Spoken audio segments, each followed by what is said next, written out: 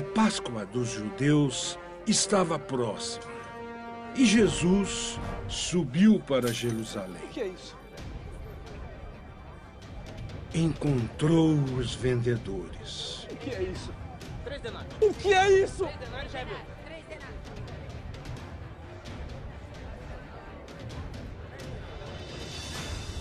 O que é isso? O que é isso? Fez um chicote de cordas e expulsou todos do templo. O que é isso? A casa do meu pai! Era chamada casa de oração. Ladrões! E disse aos que vendiam pombas: minha casa será chamada casa de oração. Ladrões! Ladrões! Ladrões! Tirem isso daqui! Tirem! Esparramou as moedas, derrubou as mesas dos cambistas.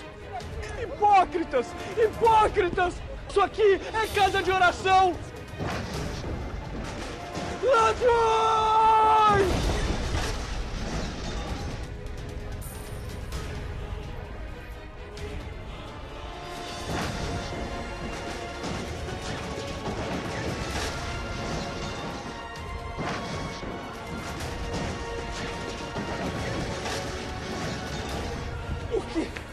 O que é isso?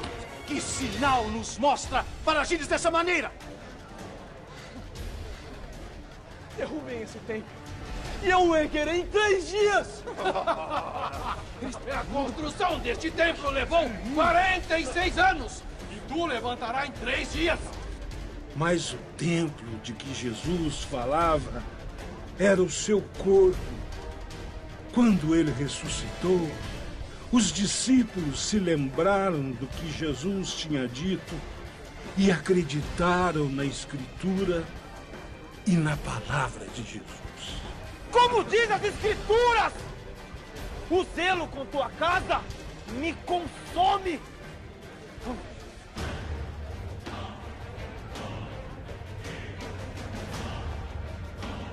Esse homem deve morrer.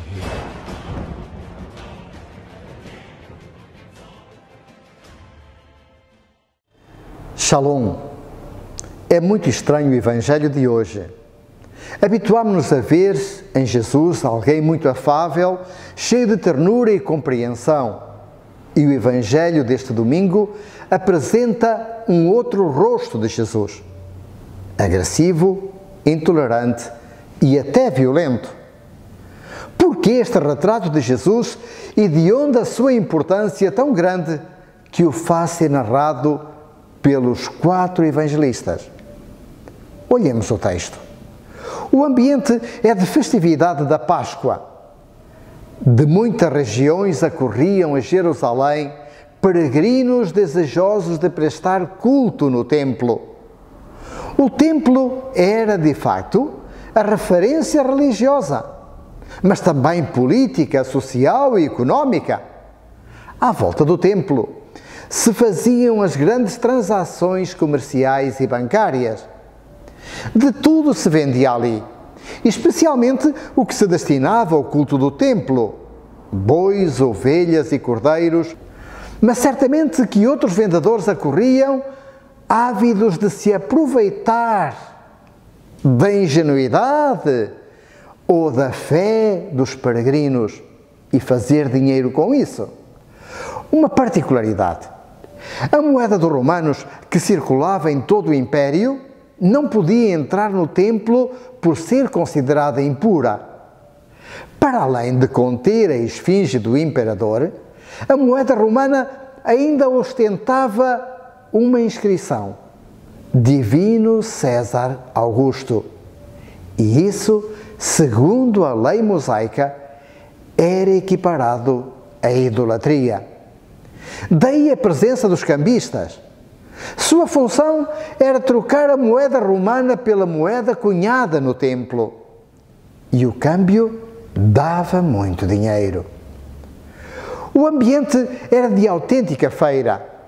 gritaria, imundície, excessos de comida e bebida, exageros, provocações, assédio, roubos.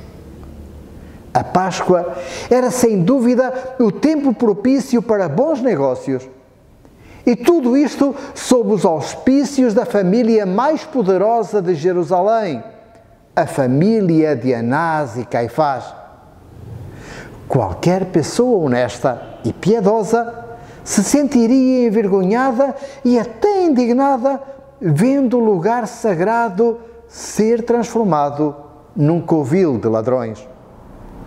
Jesus chega na altura da festa. Dá para imaginar o que passou por sua cabeça ao contemplar a parafernália.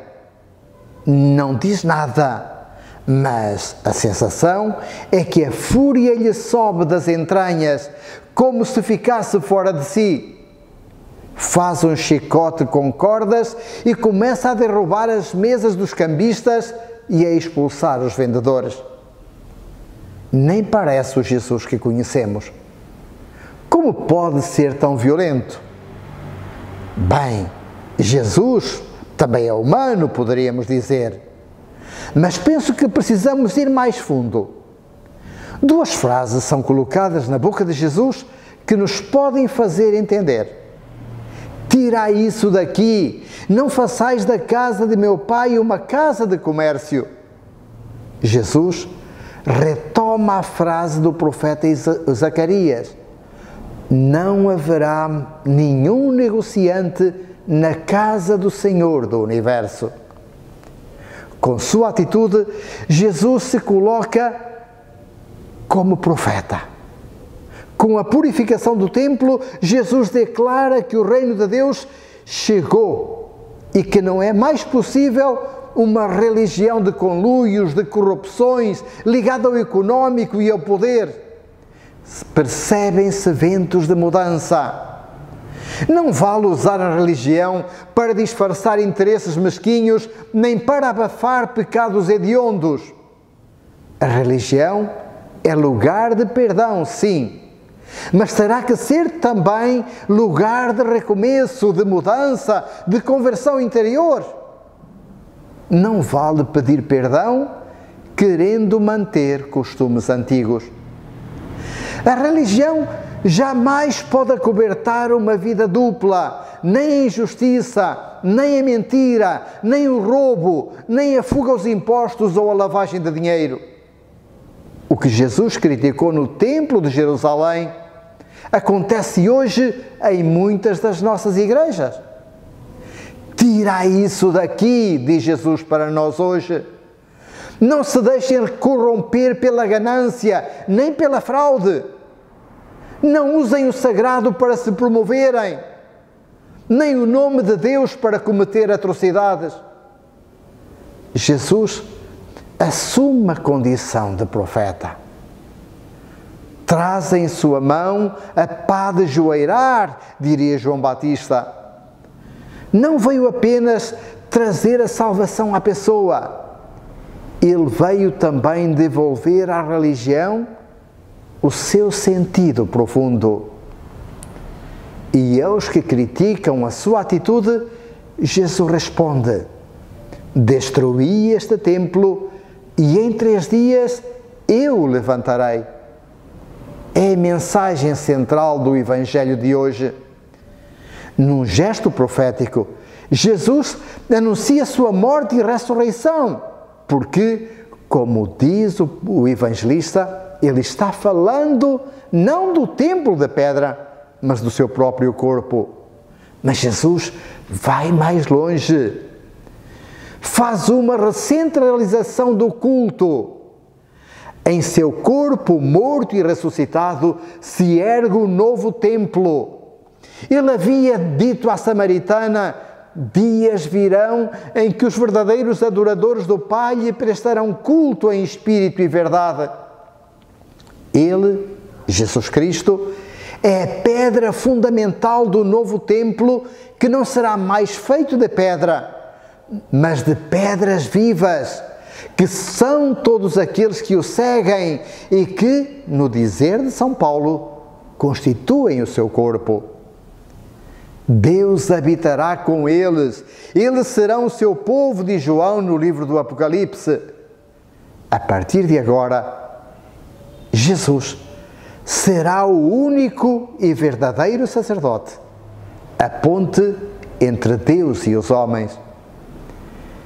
Desde o dia do nosso batismo, somos o templo onde Deus habita. Templo da Trindade Santa. O Espírito nos conduz e nos torna oferendas vivas para o Pai. Mas o verdadeiro sacrifício consiste numa vida que se faz serviço, gesto de amor em favor dos irmãos. Certamente recordamos a última parte do Evangelho, onde o evangelista nos diz que muitos, vendo os sinais que realizava, creram em Jesus, mas ele não lhes dava crédito, pois os conhecia por dentro. Jesus não se deixa impressionar pelos que o seguem para presenciarem ou receberem milagres. Para ele, a fé não é aceitar o milagre, mas fazer da vida um milagre, um sinal do amor de Deus para com a humanidade, sobretudo os mais vulneráveis, os mais sofridos. Não basta que escutamos e aplaudamos o Evangelho. Precisamos pô-lo em prática, fazer dele o nosso programa de vida. A Quaresma é o tempo de acolhermos a mensagem de Jesus, fazendo da vida um sinal de sua presença. Afinal, Ele habita em nós. Shalom. Eles hão de ver e hão de vir, hão de vir e hão de ver coisas de transformação. Eles hão de ver